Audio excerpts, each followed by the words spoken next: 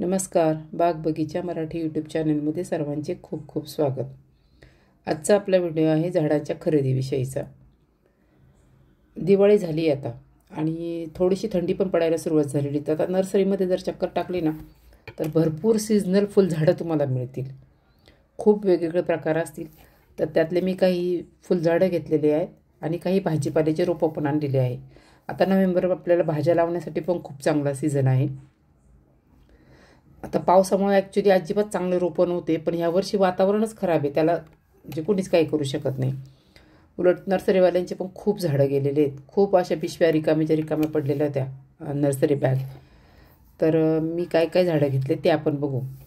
तर हे जे पिटुनिया आहे ना, हे एका कलरचे मी 2 रोपं घेतलेले आहेत. असे भरपूर पिटुनियाचे रोपं घेतलेले, म्हणजे एका कुंडीत मला 2 लावता येतील, मोठी कुंडी असेल तर, किंवा एकच लावता येईल. आणि हे रोप मला मिळालेलं आहे 25ला.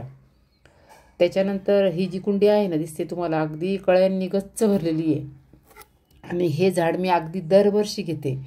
याला मेलेस्टोमा म्हणतात, बेगमबहार म्हणतात आणि टोबुचिना असं काहीतरी नाव पण आहे त्याला. तर हे माझं खूप आवडतं झाड आहे. पण मी तुम्हाला प्रामाणिकपणे सांगेल की हे दरवर्षी मी 2 रोपं आणते, पण माझ्याकडे हे झाड आजपर्यंत टिकलेलं नाही 4-5 महिन्यांच्या वर. ते अगदी खराब होणार म्हणजे होणार. तर आता ह्यावेळेस मी एक काळजी घेणार आहे. याला जर रिपोर्ट केलं तरी महिनाभर तर रिपोर्ट करणार नाही, पण असाच्या असा मातीचा गोळा उचलायचा यातनं आणि तो दुसऱ्या कुंडीमध्ये लावायचा. रिपोर्टिंगची का गरज आहे, कारण की ना हे लाल मातीमध्ये असतं ना, खूप पटकन वाळते ती माती, कडक गोळा तयार होतो त्याचा. एखाद्या दिवशी जरी पाणी घालायचं राहिलं ना त्याचं झाड खूप सुकतं. त्याच्यासाठी त्याची माती बदलायची गरज असते. त्याच्यानंतर पुढचं झाड आहे, हे आहे रोजमेरी. रोजमेरी पण ॲक्च्युली माझं पहिलं खराब झालं आहे. त्याचं कटिंग मी लावलं होतं, तर ते आहे, खूप छोटंसं रोप आहे माझ्याकडे, पण गेलेच होते नर्सरीत ना, तर हे आणलं. पण हे बघा ना, झाडं खराब होण्याचं मुख्य कारण म्हणजे जे असतात ना, ही जाळी असते त्यात ते रोपं तयार करतात. सॅपलिंगची नेट येते, त्यात ते लोक सॅपलिंग तयार करतात, त्याचे छोटे छोटे रोपं. तर त्या मुळ्या त्यातनं ॲक्च्युली बाहेर यायला जागा असते, पण बरेच जण म्हणतात त्याच्यामुळे झाड खराब होतं. ते 100ला मिळालं. त्याच्यानंतर हे ती छोटी जास्वंद असते ना, राणी कलरची, ते माझं खराब झालं झाड. ते जवळजवळ 3-4 वर्ष माझ्याकडे होतं बरं का. पण त्याची साईज नशी छोटी असती, मग आपल्याला देवाला वगैरे वाहण्यासाठी छान असतं. नाही तर मोठ्या फुलांनी काय होतं, देवच झाकले जातात आपले. ते रोप मला 40ला मिळालं. त्याच्यानंतर हे आहे तुतीचं झाड, म्हणजे मलबेरी. तर हे रोप मी मागच्या वर्षी पण आणलं होतं, पण ॲक्च्युली मला त्या तुतीच्या नावाखाली करंज वगैरे असं वेगळं दाखवत आहेत गुगलवर काहीतरी, ते वेगळंच रोप आलं. त्याच्यानंतर एक गुलाबाचं आणलं. हा गुलकंद गुलाब म्हणतात ना, आपला लाईट गुलाबी कलरचा असतो ना, गावठी गुलाब, तो आहे हा.